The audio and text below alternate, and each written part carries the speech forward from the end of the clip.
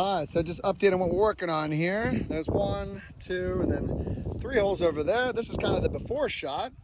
I've got my trusty assistant here. Say hello, daughter. Hi. And we need to make those 3 look like those 3. So basically what we're doing is making sure that each hole is about 24 inches down. And you'll see in a minute what we're doing with each step. So I'll show you how we get from that to this. Hole in the hole. Get someone to hold a level and check it here. And the other side. And you get it as straight as possible. 1 bag of Quikrete.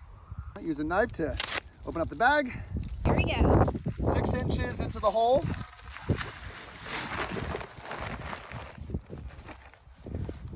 Spread it around evenly. So it's like 6 inches from the bottom roughly. Have your trusty partner check the level again over here now. Push it around. Now that there's cement in the hole, it will start to hold it in place a little more this way. And there you go. Then you're gonna need a bucket. I use this pole here to kind of mix it up. I got a 5-gallon bucket of water. I keep using this gallon, about 3/4 of a gallon per bag. And this is what happens next. I put a little bit of water on the bottom to start. Instead of doing the whole bag, because it's just a small bucket, I do a little bit at a time. And then I get my cast iron bar and start mixing it around. Try not to breathe in the concrete. Or you'll either get a headache or it'll taste bad. Pour a little bit of water in, mix it in. And then you got your first batch. You just give it a pour. Pretty good. You pour in your first batch. This can be a little tricky because the pole's in the way, but just give it a good bang on the ground and then push the rest in with your hands. I usually like move it around a little bit, even it out, and add a little bit of water just to make sure it's all kind of bonding together. You just got to add enough water just to make it so it doesn't get too hard. So sometimes I do the bucket, sometimes I do a cup. Depends if I have the gallon ready. So I just add a little bit. That should be good. And you just start poking around until you don't see any dry cement anymore. You kind of dig into the bottom, mix it all up, pour the rest in the hole. Usually a whole bag will do it.